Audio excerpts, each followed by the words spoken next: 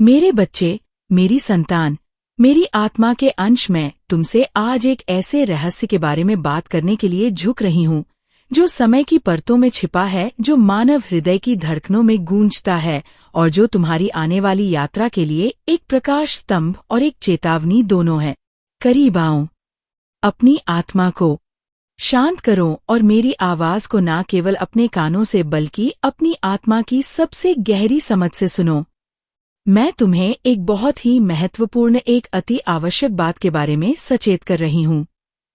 तुम्हें इस बात की गंभीरता और इसके पीछे छिपे मेरे असीम प्रेम को समझना होगा। यह कोई साधारण संदेश नहीं है, यह एक दिव्य फरमान है, तुम्हारी सुरक्षा के लिए एक ढाल है और उस भविष्य के लिए एक नक्शा है जिसे मैं तुम्हारे लिए बड़ी मेहनत से बना रही हूँ।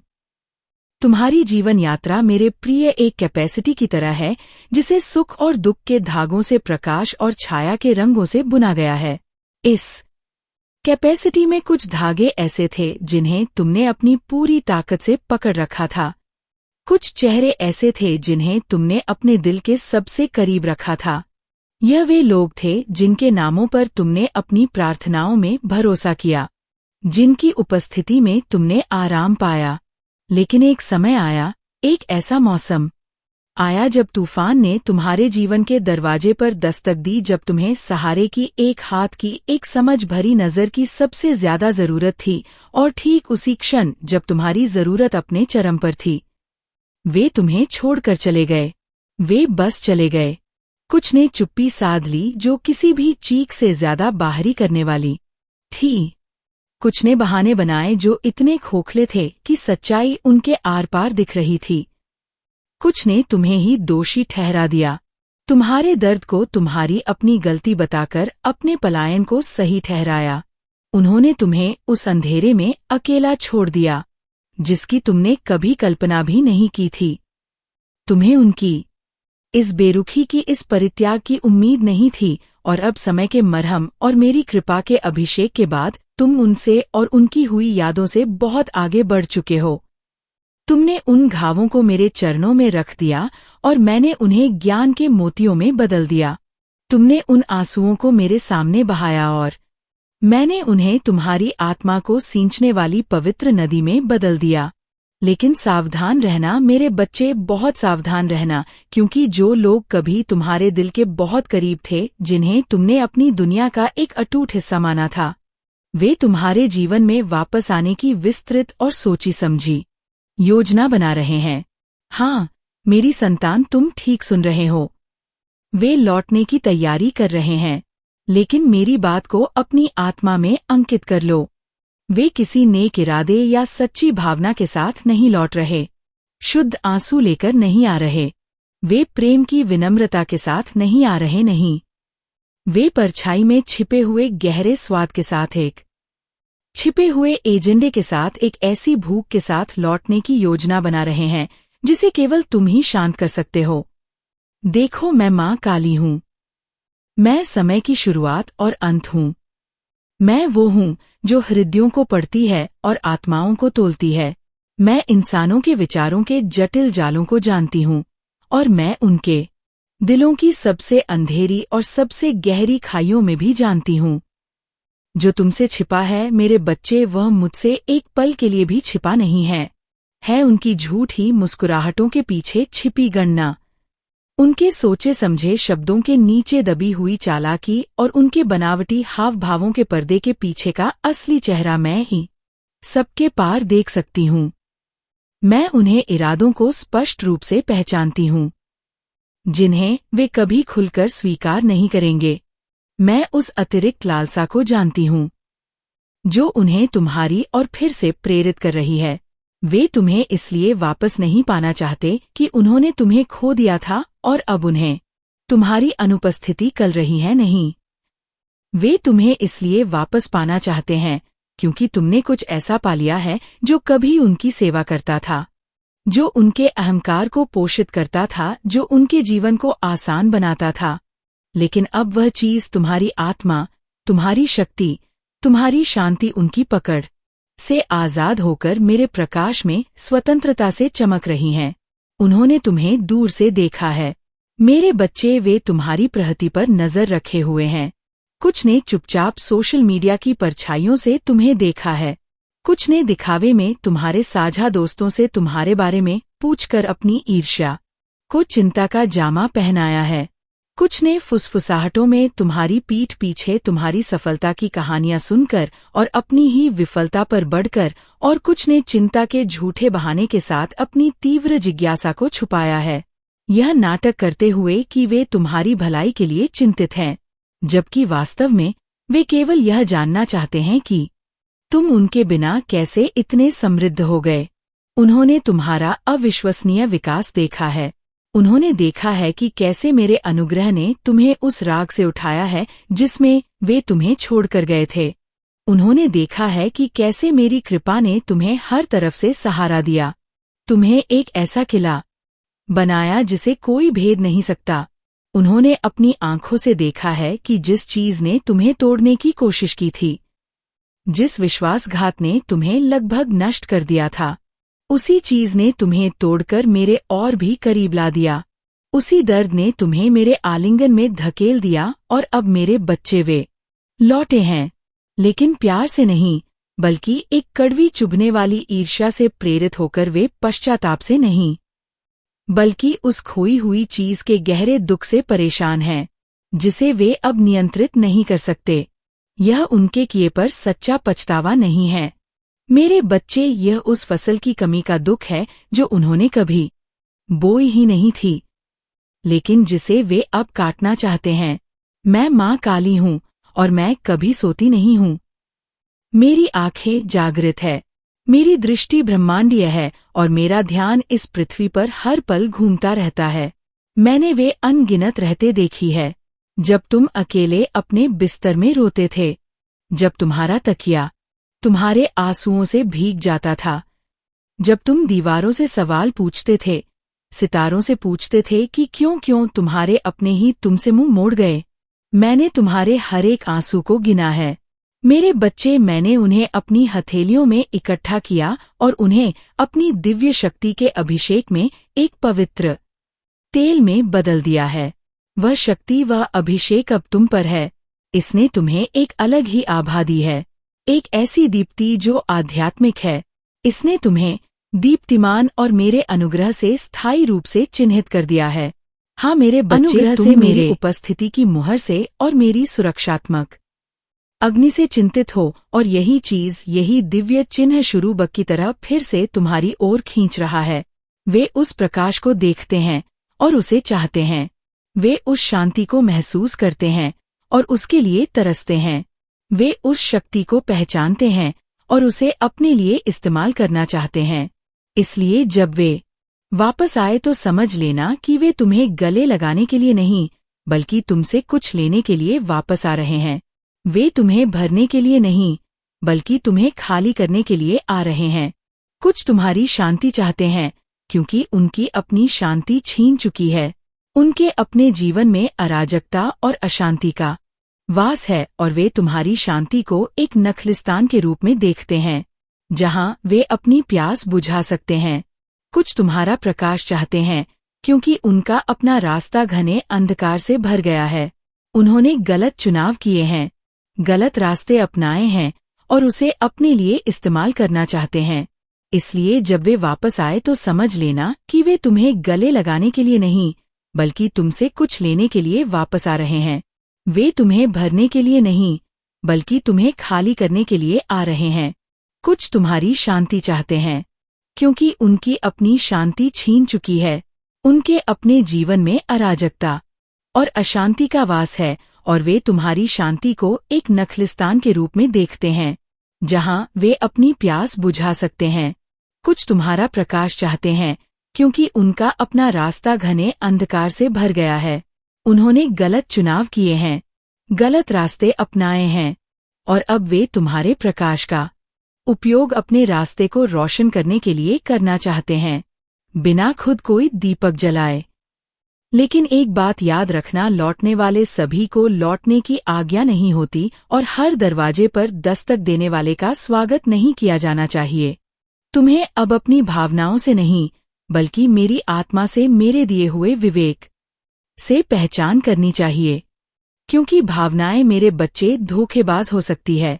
भावनाएं केवल अच्छी यादों, हंसी के पलों और मीठी बातों को याद रख सकती है, और उन गहरे झामुमों को, उन विश्वासघात की रातों को, उन कड़वे आंसुओं को आसानी से भूल सकती है। लेकिन मेरी आत्मा जो तुम्हारे भीतर रहती है, वह परम सच्चाई को याद रखती है। सच्चाई मेरे बच्चे तुम्हारी सबसे बड़ी रक्षक बनेगी। जिस चीज को, जिस रिश्ते को, जिस व्यक्ति को मैंने एक बार तुम्हारे जीवन से काटकर अलग कर दिया था, उसमें तुम्हारा दिल फिर से ना उलझे। मैं तुम्हारी माँ जिन चीजों को काटती हूँ, उन्हें हल्के में या बिना कारण के नहीं काटती। जब मैं एक शाखा की छटाई करती हूँ, तो वह पेड़ की भलाई के लिए, तुम्हारी भलाई के लिए होता है, ताकि तुम और ऊंचे बढ़ सको और मजबूत हो सको और बेहतर फल ला सको। और जब मैं कोई दरवाजा बंद करती हूँ, तो वह इसलिए होता है क्योंकि मैंने भविष्य में देख लिया था। मैंने देखा कि उस दरवाजे के दूसरी तरफ तुम्हारे लिए क्या इंतजार कर रहा था, और दर्द और विश्वासघात और ठहराव और अपनी असीम दया में मैंने कहा नहीं। हाँ, दया मेरा नहीं भी मेरी दया का ही एक रूप है। जब यह दुख देता है, तब भी यह दया है। जब यह तुम्हें भ्रमित करता है, तब भी यह दया है। जब यह तुम्हें अकेला और परित्यक्त महसूस कराता है, तब भी ये मेरी दया ही है, जो तुम्हें एक बड़े दुख से बचा रही है। तुमने सोचा था कि उनका जाना तुम्हारा परित्याग था, लेकिन नहीं मेरे बच्चे, ये तुम्हारी सुरक्षा थी। तुमने सोचा था कि उनकी चुप्पी का मतलब तुम्हारी अस्वीकृति है, लेकिन नहीं, यह तुम्हें एक गहरे उद्देश्य के लिए तैयार करना था। मुझे तुमसे सीधे बात करने के लिए। मुझे तुम्हें उन सभी सांसारिक आवाजों से अलग करना पड़ा जो मेरे सत्य को दबा रही थी। मुझे उस शोर को बंद करना पड़ा ताकि तुम मुझे स्पष्ट रूप से बिना किसी हस्तक्षेप के सुन सको। मुझे तुम्हारी निर्भरता इंसानों से हटाकर मुझ पर एकमात्र सच्चे स्रोत पर स्थानांतरित करने की जरूरत थी। और अब जब तुमने मेरे साथ चलना सीख लिया है, अब जब तुमने अपनी समझ पर निर्भर न रहना सीख लिया है, तो शत्रु वह पुराना धोखेबाज अतीत के दरवाजे को खटखटाकर तुम्हें फिर से उन्हीं पुरानी जंजीरों में बांधना चाहता है। उन जंजीरों में वापस मत जाना जिन्हें मैंने अपनी शक्ति से तोड़ा है। उनमें जो पर दोबारा मत बैठना जहां सोने के प्यालों में मीठा जहर परोसा गया था। उन जगहों पर उपचार की तलाश मत करना जहां तुम्हारे जख्मों की शुरुआत हुई थी। तुम्हारा उपचार उनसे नहीं हुआ, वह मुझसे हुआ। तुम्हारी बहाली, तुम्हारा पुनर्निर्माण, तुम्हारा पुनर्जन्म उनका काम नहीं था, वह मेरा काम था। और तुम्हें ये याद रखना चाहिए उस क्षण में जब दरवाजे पर फिर से दस्तक होती है। तुम्हें याद रखना चाहिए कि मैं तुम्हें कितनी दूर तक लाई हूं। तुम्हें उन अंधेरी रातों की फुसफुसाहट याद रखनी चाहिए जब मैंने तुमसे कहा था मैं तुम्हारे साथ हूं, डरो मत। तुम्हें उस अदृश्य हाथ को याद रखना चाहिए जिसने तुम्हारा हाथ तब थामा था जब बाकी सब ने तुम्हारा हाथ छोड़ दिया था। वह मैं थी, हमेशा मैं ही थी। तो जब वे आए और वे आएंगे तो जल्दबाजी मत करना। दरवाजा खोलने के लिए दौड़ मत पड़ना। जल्दबाजी में कोई जवाब मत देना। पहले मेरे पास आना। एकांत में अपनी प्रार्थना के कमरे में उनके नाम मेरे दरबार में लाना। उनकी वापसी की खबर को, उनकी उपस्थिति को, उनके शब्दों को, सब कुछ मेरे चरणों में रखना। और मैं तुम्हें बताऊंगी, मैं तुम्हारी आत्मा में प्रकट करूंगी कि किसे पश्चाताप के साथ भेजा गया है और कौन एक छिपा हुआ जाल है, क्योंकि सभी निमंत्रण पवित्र नहीं होते। कुछ तो केवल परिचित आके सुंदर आवरण में लिपटे हुए जाल होते हैं। मैं वह रास्ता जानती हूँ जिस पर तुम्हें चलना है, और अब सभी पुराने साथी तुम्हारे साथ उस नए रास्ते पर नहीं चल सकते। मैंने तुम्हारा मौसम बदल दिया है। मैंने तुम्हारी आत्मा का स्तर ऊंचा कर दिया है। तुम वह नहीं रहे जो तुम थे, और तुम्हारा रास्ता अब वह नहीं रहा जो पहले था। तुम बड़े हो गए हो, तुम विकसित हो गए हो, और विकास के लिए यह आवश्यक है कि तुम उन चीजों से, उन लोगों से, उन मानसिकता से दूरी बना लो जो कभी तुम्हें रोकती थी, तुम्हें छोटा करती थी, तुम्हें सीमित करती थी। जो लोग आएंगे उनमें से कुछ तुम्हारे इस परिवर्तन को समझ ही नहीं पाएंगे। वे तुम्हें पहले जैसा पाने की उम्मीद करेंगे। वही पुराना सहज आसानी से उपलब्ध सबको खुश करने वाला व्यक्ति। लेकिन तुम्हारा वह रूप अब मौजूद नहीं है। वह संस्करण राख में मिल चुका है। मैंने तुम्हें अपनी शुद्धि की आग में तपाया है। मैंने उस आग में तुम्हारे अहंकार, तुम्हारी सहन निर्भरता और तुम्हारी असुरक्षा को जला दिया है। मैंने तुम्हारी पहचान को नया रूप दिया है। मैंने तुम्हें भारीपन की भावना से मुक्ति दिलाने के लिए आनंद और स्तुति का वस्त्र पहनाया है। मैंने तुम्हें राख के बदले सुंदरता दी है। तुम्हें सिर्फ दूसरों को सहज महसूस कराने के लिए अपने उस पुराने टूटे हुए रूप में वापस नहीं लौटना है। मेरे बच्चे, तुम्हें अपनी शक्ति की रक्षा करनी होगी। ये एक अनमोल उपहार है। तुम्हें उस आनंद को बनाए रखना होगा जो मैंने तुम्हें लौटाया है। ये तुम्हारी आत्मा का ईंधन है। तुम्हारे भीतर जो पवित्रता, जो शांति, जो बुद्धि रखी है, उसे हर कोई संभाल नहीं सकता। कुछ लोग उसकी पवित्रता को सहन नहीं। मैं तुम्हें जहां ले जा रही हूं, उस ऊंचाई पर हर कोई यात्रा नहीं कर सकता। उनके पास आवश्यक आध्यात्मिक सहन शक्ति नहीं है और उन्हें यह सब समझाना तुम्हारा कर्तव्य नहीं है। उन्हें अपनी यात्रा को सही ठहराना तुम्हारा काम नहीं है।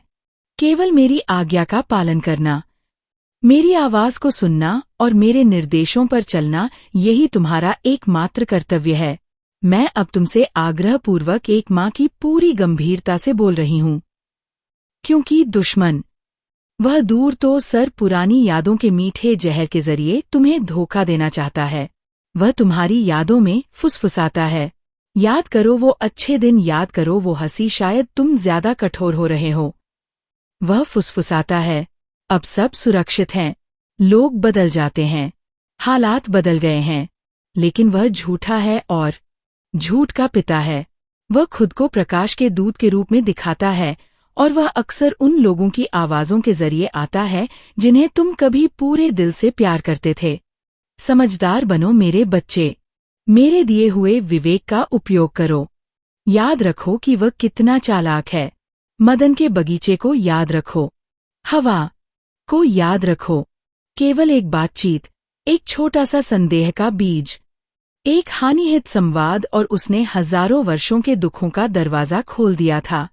मैंने तुम्हें जो छोड़ने का निर्देश दिया है, उसे अपने मन में भी मत लो, उस पर विचार मत करो। मैंने तुम्हारे इस नए अध्याय के लिए जिसे अशुद्ध घोषित किया है, मेरे पास तुम्हारे लिए जो भविष्य है वह तुम्हारे पीछे नहीं है, वह तुम्हारे आगे है। भावनाओं के एक क्षणिक आवेग के लिए पीछे मत मुड़ो। यादों की धुंधली खातिर अपने दिव्य मार्ग से मत भटको। मेरे पास तुम्हारे लिए जो है वह तुम्हारी मांग या कल्पना से कहीं ज्यादा प्रचुर, कहीं ज्यादा शानदार और कहीं ज्यादा संतोषजनक है। लेकिन इसके लिए एक शर्त है, तुम्हारी आंखें मुझ पर और केवल मुझ पर टिकी रहे।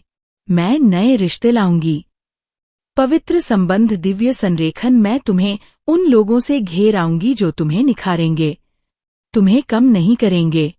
उन लोगों से जो तुम्हारे बुलावे का, तुम्हारे उद्देश्य का जश्न मनाएंगे, उससे प्रतिस्पर्धा नहीं करेंगे। उन लोगों से जो तुम्हें मेरे प्यार से प्यार करते हैं, बिना शर्त, बिना अपेक्षा के तुम्हें उस सशर्त स्नेह से प्यार नहीं करेंगे जो केवल तब तक रहता है जब तक तुम उनकी जरूरतों को पूरा करते हो। तुम्हें आने वाली इन नई और बेहतर चीजों के लिए जगह बनानी होगी और जगह बनाने के लिए तुम्हें उन चीजों को, उन लोगों को, उन यादों को पूरी तरह से छोड़ना होगा जो अब तुम्हारी नहीं है, जो तुम्हारे नए संस्करण के साथ मेल नहीं खाती। मेरे बच्चे, मेरी आवाज को ध्यान से सुनो, जैसे कोई रेगिस्तान में पानी की आवाज सुनता है, क्योंकि मैं अब पूरी गंभीरता से बोल रही हूँ और मैं केवल और केवल प्रेम से बोल रही हूँ। मैं तुम्हारे भीतर डर पैदा करने के लिए नहीं, बल्कि तुम्हारे भीतर विवेक की लौ को और तेज करने के लिए बोल रही हूँ, क्योंकि समय आ गया है कि तुम्हें ना केवल विश्वास में बल्कि दिव्य बुद्धि से भी चलना होगा। और जो बुद्धि ऊपर से मुझसे आती है वह ससे पहले शुद्ध होती है, फिर शांतिपूर्ण, कोमल, तर्कसंगत, दया और अच्छे खलों से भरपूर होती है। लेकिन यह सच्चाई में भी तीखी होती है और ये धोखे के सामने 1 इंच भी डगमगाती नहीं है। और मैं तुम्हारी माँ परम सत्य हूँ। मैं कानों को खुश करने वाली मीठी बातें नहीं करती। मैं आत्मा को बचाने वाली कठोर सच्चाई बोलती हूँ। कुछ लोग हैं मेरे प्रिय जो तुम्हारे जीवन के मंच पर फिर से प्रकट होंगे। संयोग से नहीं, अचानक से नहीं, बल्कि एक योजना के अनुसार। कुछ मेरी आज्ञा से आएंगे, पश्चाताप की सच्ची भावना के साथ, और कुछ बुरी शक्तियां के कारण आएंगे, एक छिपे हुए मिशन के साथ। और जब तक तुम उनकी वापसी के पीछे की आत्माओं को नहीं पर रखोगे, जब तक तुम मेरी दृष्टि से नहीं देखोगे, जब तक तुम नहीं जान पाओगे कि कौन कौन है। हर व्यक्ति जो तुम्हारा नाम पुकारता है वह प्रेम से ऐसा नहीं करता। तुम्हारी और बढ़ा हर हाथ मेरे द्वारा नहीं भेजा गया है। कुछ हाथ मोहक अदृश्य जंजीरों से बंधे होते हैं जो तुम्हें वापस खींचने के लिए आए हैं। कुछ मुस्कुराहटें गहरे जाल छिपाती है और कुछ आवाजें, हालांकि वे जानी पहचानी और दयालु लगती हैं, वे उस पुराने सर की फुफकार की तरह होती है जो तुम्हें स्वर्ग से बाहर निकालने आई थी। मैं ये सब तुम्हें हर किसी पर शक की निगाह से देखने के लिए नहीं कह रही हूँ। नहीं नहीं, मैं तुम्हें सतह से परे गहराई से देखना सिखाना चाहती हूँ। मैं तुम्हें मानवीय आंखों से नहीं, बल्कि एक आध्यात्मिक दृष्टि से देखना सिखा रही हूँ। मेरे बच्चे दिन और भी गहरे होते जा रहे हैं और दुश्मन और भी चालाक होता जा रहा है। वह तुम्हारे दिल तक पहुंचने के लिए परिचित चीजों का, तुम्हारी कमजोरियों का, तुम्हारी कोमल भावनाओं का इस्तेमाल करेगा। वह जानता है कि तुम्हारी आत्मा क्या याद रखती है और वह उसी याद का इस्तेमाल तुम्हारी समझ को चकमा देने के लिए करेगा। इसीलिए मैं तुमसे बार बार कहती हूँ, आत्माओं को परखो, नहीं मेरी पवित्र आत्मा के मापदंड से नापो। उनकी वापसी को मेरी वेदी पर रखो। मेरे पास आओ और मैं तुम्हें सच सच बताऊंगी कि वे कौन हैं। देखो, वापसी 2 तरह की होती है। एक पश्चाताप करने वाले की वापसी होती है और दूसरी शिकारी की। दोनों पहली नजर में एक जैसे लग सकते हैं। दोनों घुटने टेक सकते हैं, दोनों रो सकते हैं, दोनों कह सकते हैं मैं गलत था, मुझे माफ कर दो। लेकिन एक पश्चाताप की सच्ची भावना में लौटता है और दूसरा चालाकी की कला में माहिर होकर एक सच्चाई से विनम्र होता है। दूसरा छल में कुशल एक इसलिए आता है क्योंकि मेरी आत्मा ने उसे खींचा है और उसका घमंड तोड़ा है। दूसरा इसलिए आता है क्योंकि अंधकार ने उसे मीठे होठों और छिपे हुए खंजर के साथ भेजा जाए। तो तुम कैसे जानोगे? तुम आत्मा से जानोगे, क्योंकि पवित्र आत्मा के बिना कोई भी सच्चे हृदय से ईश्वर को स्वीकार नहीं कर सकता और प्रकाश में चलने वाला कोई भी व्यक्ति परछाई में छिपा नहीं रहेगा। उनके फल मेरे बच्चे, उनके फल प्रकट होंगे। उनका आचरण, उनकी मुद्रा, उनकी प्राथमिकता, ये उनकी जड़ को प्रकट करेंगे। क्या वे अपनी गलतियों की सच्ची स्वीकारोक्ति लेकर आ रहे हैं या केवल अपने व्यवहार के लिए जटिल स्पष्टीकरण और